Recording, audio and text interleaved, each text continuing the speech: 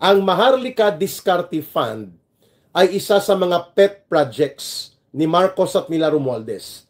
Noong 2022, hindi pa po umiinit ang puwet nila sa kanilang pagiging mga bagong halal na opisyal ng gobyerno, ay kaagad na sinimula ni Marcos at ni Romualdez. Ito po ay parang sovereign wealth fund, kagaya po ng 1MDB ng Malaysia. Sa Malaysia po, ang 1MDB ay ginamit din po ang surplus o mga tubo sa investments ng Malaysian government at tinipon nila. Ang problema po ay pinatakbo ito ng isang sindikato na personalidad na nagngangalang Patrick Mahoney. Ito pala ay convicted criminal on financial and economic crimes resulting to investment manipulation and financial fraud. Convicted ito with a sentence of 6 years imprisonment. Sa bansa po nila sa Switzerland, subalit nag-appeal at nakapag-travel at napunta sa Pilipinas. Ito po ang arkitekto ng Maharlika Diskarte Fund, parang consultant pala ito nila. Hindi nila inaamin nila Martin Romualdez pero kasama niya sa Manila Golf Club, itong si Patrick Mahoney. So ano po itong kahalagahan ng Maharlika Diskarte Fund? Ay mga kababayan, 50 billion pesos po nanggaling sa Land Bank.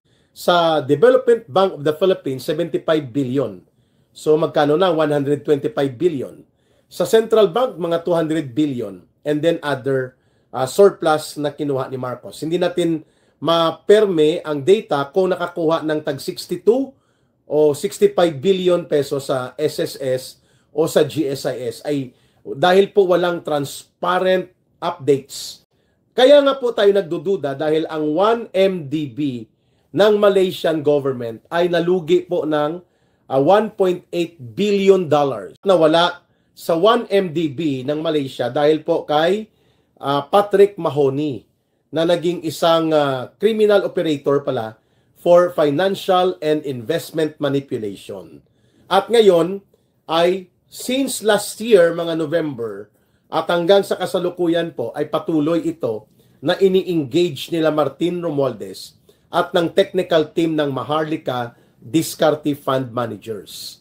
Ang nag-booking mismo nito ay ang Sarawak Media Online na naka-base po sa Malaysia at sinabi nila na hinahanap ito ng Malaysian government at na-convict ito sa financial fraud and investment manipulation sa Switzerland. Itong si Patrick Mahoney at nakikita sa Pilipinas.